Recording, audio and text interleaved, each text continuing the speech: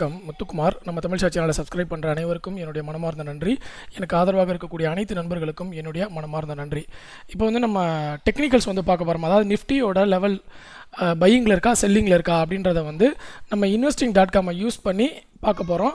ஏன் அப்படின்னா இதை வந்து டெய்லி எல்லாருமே பார்த்துறது ஒரு நல்ல விஷயம். ட்ரேடுக்கு முன்னாடி நமக்கு மார்க்கெட் எந்த டைரெக்ஷனில் இருக்குது அப்படின்றத கொஞ்சம் நம்ம புரிஞ்சுக்க முடியும். ஓகே, இப்போ நான் என்ன பண்ணியிருக்கேன், in.investing.comன்ற வெப்சைட்டில் ஓகே டெக்னிக்கல்ஸில் நிஃப்டியோடதை எடுத்துருக்கேன். இதில் பார்த்தீங்கன்னா நிஃப்டியோட அடுத்த புள்ளிகள் pivot points.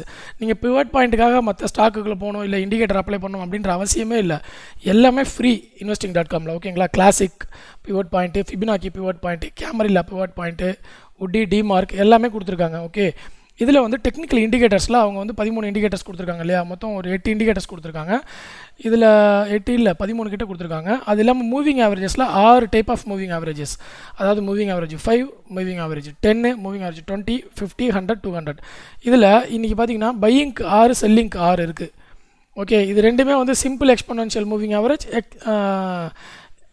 Simple moving average, இது எக்ஸ்போனன்ஷியல் மூவிங் ஆவரேஜ் ரெண்டு கொடுத்துருக்காங்க. ரெண்டுத்தையும் கம்பேர் பண்ணும்போது 6 வந்து பையிங் காமிச்சிருக்கு, 6 வந்து செல்லிங் காமிச்சிருக்கு. ஓகே, அதே மாதிரி இண்டிகேட்டர்ஸ் அப்படின்னு பார்க்கும்போது 4 இண்டிகேட்டர்ஸ் பையிங் காமிச்சிருக்கு, 2 indicators sell, 2 indicators neutral. So all ஓவராக டெக்னிக்கலை பொறுத்தளவில் பையிங்கு, மூவிங் ஆவரேஜஸை பொறுத்தளவில் நியூட்ரல். நேற்றுக்கு வரைக்கும் எப்படி தெரியுங்களா இருந்தது, இந்த இடத்துல இதுவும் செல்லிங் இதுவும் செல்லிங்னு இருந்தது. அப்போ மார்க்கெட் வந்து செல்லிங்கான ஆப்பர்ச்சுனிட்டி இருக்குன்னு நம்ம புரிஞ்சுக்கலாம். இப்போ வந்து மூவிங் ஆவரேஜில் நியூட்ரல்னு இருக்குது, இண்டிகேட்டரில் வந்து பையின்னு இருக்குது.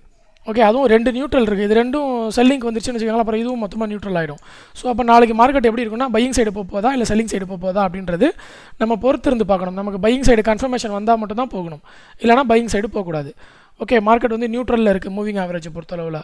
அப்போ நாளைக்கு மார்க்கெட் கண்டிஷன் என்ன, ஏறலாம் அல்லது இறங்கலாம். ஓகே, 50-50%. நீங்கள் எந்த ஒரு பக்கமுமே வந்து ஒரு 60-40 இல்லை 70-30 அந்த மாதிரி போட முடியாது. சப்போஸ் ரெண்டுமே வந்து பையிங் இருந்ததுன்னு வச்சுக்கோங்க சம்மரி, அப்போ வந்து நமக்கு பையிங் சிக்னல் அதிகமாக இருக்குன்னு பார்த்துட்டு பையிங்க்கு நம்ம ரெடி ஆகிக்கலாம். பையிங்க்கு ஆப்பர்ச்சுனிட்டி டக்குன்னு பிரேக் அவுட் வந்தாலோ இல்லை சப்போர்ட்டை ரெசிஸ்டன்ஸை கட் பண்ணாலோ நம்ம வந்து பையிங் போயிடலாம். ஓகே, பையிங் ஆக போகுதுன்றதை ரெடியாக ஃபோக்கஸ் பண்ணி பார்த்துட்ருக்கலாம். இப்போ வந்து நியூட்ரலில் இருக்குது. ஸோ இது வந்து பையிங் 4 இருக்குது, செல்லிங் 2 இருக்குது, மீதி 2 நியூட்ரலில் இருக்குது. ஓகே, ஆனால் ஆல் ஓவராக பையிங்னு காமிக்கிறாங்க. நம்ம இருந்தாலும் வந்து இது ஒரு கன்ஃபர்மேஷனாக எடுத்துக்க வேணாம். ரெண்டுத்துலேயும் சேம் பையிங் அல்லது சேம் செல்லிங் வந்தால் நம்ம அதை கன்ஃபர்மேஷனாக எடுத்துக்கலாம். ஓகே, கன்ஃபர்மேஷன்னா என்ன, நம்ம ஃபோக்கஸ் பண்ணுறது பையிங் சைடு பண்ணலாம் இல்லை செல்லிங் சைடு பண்ணலாம்ன்றத முடிவு பண்ணிக்கலாம். இப்போ நியூட்ரல் சைடு ஒன்று இருக்கிறனால நம்ம நாளைக்கு மார்க்கெட்டை வெயிட் பண்ணுவோம், டிசிஷன் வரட்டும். ஓகே, 5 மினிட்ஸ் சார்ட்டில் ஏதாவது சப்போர்ட் அண்ட் ரெசிஸ்டன்ஸை பிரேக் அவுட் பண்ணிட்டு அதுக்கப்புறம் அதை நம்ம ஃபாலோ பண்ணிக்கலாம். ஓகே, இந்த மாதிரி நீங்கள் investing.com பேஸ் பண்ணி டெய்லியுமே உங்களால் வந்து டெக்னிக்கல்ஸை நீங்களே வந்து அண்டர்ஸ்டாண்ட் பண்ணிக்க முடியும். ஏன்னா ஒவ்வொருத்தருமே வந்து கால்ஸ் கொடுக்கும்போது இல்லை வந்து டிப்ஸ் கொடுக்கும்போது எப்படி கொடுப்பாங்க அப்படின்னு பார்த்தீங்கன்னா, RSIயில் வந்து 14 டச் பண்ணிருச்சு, ஓவர் பாட்டில் இருக்குது, ஸோ கேர்ஃபுல்லாக இருங்க, ஓவர் சோல்டில் இருக்குது, கேர்ஃபுல்லாக இருங்கன்னுவாங்க.